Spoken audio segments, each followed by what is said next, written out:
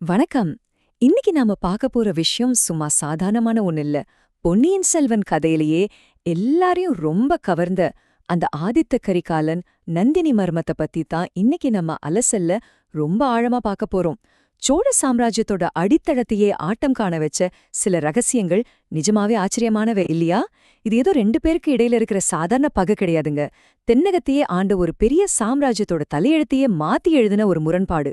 சரி, எந்த குழப்பமும் இல்லாம நேரடியான ஆதாரங்களை வச்சு சோழ மகுடத்தோட நிழல்கள்ல மறைஞ்சிருக்கிற இந்த இருண்டு ஆனா செம சுவாரஸ்யமான கதைய நம்ம டீகோட் பண்ணலாம். வாங்க, இந்த வரலாற்று பயணத்தை இப்போவே ஆரம்பிக்கலாம். ஓகே, இப்போ விஷயத்துக்கு வருவோம். கொஞ்சம் கற்பனை செஞ்சு பாருங்க. இந்த ஒட்டுமொத்த கதையோட ஆணிவேரே இதுதாங்க. ஒரு காலத்துல உயிருக்கு உயிரா நேசிச்சவங்க, ஒருத்தர் தேவதையாவும் மாவீரனாவும் கொண்டாடினவங்க, இப்போ எப்படி இப்படி ஒரு ஜென்ம பகைவர்களா மாறுனாங்க? ஒருத்தர் அழிக்க துடிக்கிற அளவுக்கு அவங்களுக்குள்ள அப்படி என்னதான் நடந்துச்சு? இந்த ஒரு முரண்பாடுதான் பொன்னியின் செல்வன் கதையோட அந்த தீவிரத்தை நமக்கு அப்படியே கடத்துது. ஏன்னா இது வெறும் ரெண்டு பேரோட ஈகோ பிரச்சனை இல்ல. இன்னைக்கு ஒட்டுமொத்த சோழ சாம்ராஜ்யத்தோட எதிர்காலத்தையே கேள்விக்குறியாக்குற அளவுக்கு இது விஸ்வரூபம் எடுத்திருக்கு. ஒரு காலத்துல உயிராவே நினைச்ச ஒரு காதலோட மறுபக்கம் எந்த அளவுக்கு பயங்கரமா இருக்க முடியும் அப்படிங்கறதுக்கு இது ஒரு மிகப்பெரிய உதாரணம்.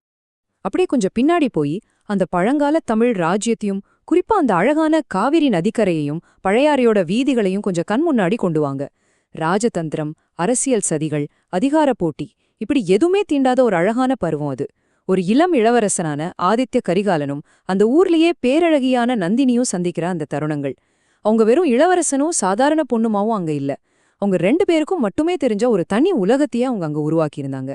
இது ஏதோ கடந்து போற சாதாரண சந்திப்பு இல்லைங்க. ரொம்பவே ஆழமான, எந்த எதிர்பார்ப்பும் இல்லாத ஒரு தூய்மையான காதல் அது.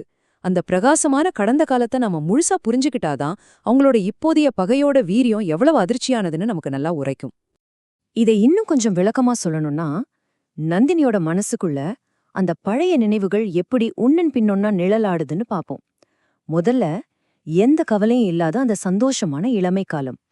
அப்புறம் மெல்ல மெல்ல ரெண்டு பேருக்கும் இடையில துளிர்விட்ட அந்த ஆழமான அன்பு. அதுக்கப்புறம் உலகமே எதிர்த்தாலும் நாம பிரியக்கூடாது அப்படின்னு அவங்க நம்பின அந்த தீவிரமான காதல் காலம். ஆனா இந்த அழகான பயணத்தோட முடிவுல கடைசியா அவங்களுக்கு மிஞ்சினது ஒரு மாபெரும் துரோகம். ஆமாங்க, கரிகாலன் வீரபாண்டியனோட தலைய கொய்த அந்த ஒரு தருணம், அது வெறும் ஒரு போரோட முடிவு கிடையாது. நந்தினியோட ஒட்டுமொத்த உலகத்தைய சுக்குநூறா உடைச்ச ஒரு துரோகத்தோட ஆரம்பம். அந்த துரோகம் கொடுத்த வலி எவ்வளவு பெருசு, அது எப்படி அவளை இப்படி ஒரு பழிவாங்கும் தேவதையா மாத்துச்சு அப்படிங்கறத இந்த காலவரிசை நமக்கு ரொம்ப தெளிவாவே காட்டுது. இப்போ ஒரு முக்கியமான விஷயத்தை நாம கவனிக்கணும். அந்த பிரகாசமான காவிரி நதிக்கரை காதல்ல இருந்து இப்போ அவள் வாழ்ந்துகிட்டு இருக்கிற இந்த பழுவேட்டரையர்களோட இருண்ட மர்மமான அரண்மனை வாழ்க்கைக்கு ஒரு மிகப்பெரிய மாற்றம் நடந்திருக்கு. அந்த பிரம்மாண்டமான, ஆனா அதே சமயம் ஒருவித மூச்சு திணற வைக்கிற இருண்ட அரண்மனையோட நிழல்கள்ல மறைஞ்சு நின்னு அவளோட அந்த வலிமிகுந்த கடந்த காலத்தை நினைச்சு பார்க்கும்போது அவளோட மனசுக்குள்ள இருக்கிற ரணங்கள் நமக்கு அப்படியே புரியுது. இது சும்மா ஒரு இடம் மாறின விஷயம் கிடையாது. பழுவேட்டரையர் அரண்மனையோட அந்த இருட்டும் மர்மமும் நந்தினியோட இப்போதைய அந்த கல் நெஞ்சத்தையும் அவளை சுத்தி அவளே போட்டுக்கிட்ட பாதுகாப்பு கவசத்தையும் அப்படியே பிரதிபலிக்குது. அவளோட காதல் எப்படி இருள மூழ்கி இன்னைக்கு ஒரு கொடூரமான பகையா விஸ்வரூபம் எடுத்து நிக்குது அப்படிங்கறத இந்த சூழல் நமக்கு ரொம்ப அழுத்தமா சொல்லுது. சரி, அப்போ நிஜமாவே இந்த ராணிக்கும் ஆதித்த கரிகாலனுக்கும் இடையில இருக்கிற அந்த ரகசிய தொடர்பு தான் என்ன? இங்கதான் நம்ம கதையோட ரொம்ப முக்கியமான ஒருத்தர், அதாவது நம்ம வானர் குலத்து இளம் வீரன் வந்தியத்தேவன் உள்ளே வர்றான். அவன் எப்பவுமே செம கலகலப்பானவன், ரொம்ப கூர்மையான அறிவு உள்ளவன்.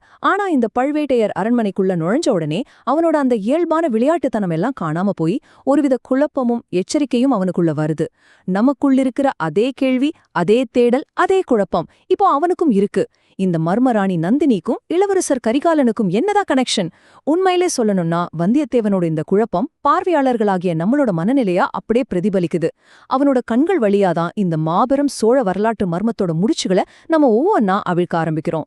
வந்தியத்தேவனோட நிலைமைய கொஞ்சம் நினைச்சு பாருங்க. அவனுக்கு இவங்களோட கடந்த காலம், காதல், துரோகம் இப்படி எதுவுமே தெரியாது. அவன் முழுசா ஒரு வெளியாள்.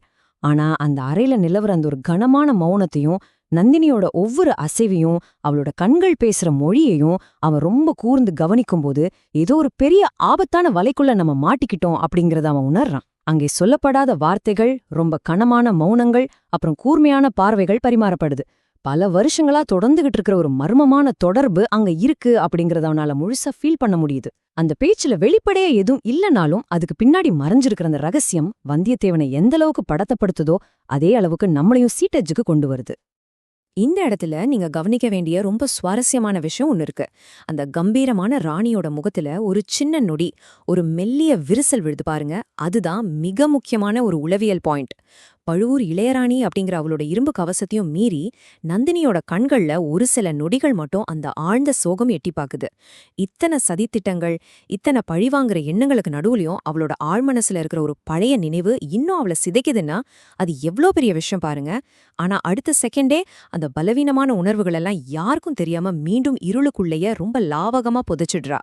இத்தனை வருஷங்களுக்கு அப்புறமும் அந்த அத்தனை வெறுப்புக்கும் அடியில அவளுக்குள்ள இன்னும் எரிஞ்சுகிட்டு இருக்கிற அந்த உண்மையான வலிய அந்த ஒரு நொடி நமக்கு காட்டிட்டு போயிடுது. இப்போ ஃபைனலா ரொம்ப மெதுவா ஆனா ரொம்ப தீர்க்கமா நந்தினி சொல்ற அந்த ஒரு வார்த்தை, அவரை மீண்டும் சந்திக்க விரும்புகிறேன்.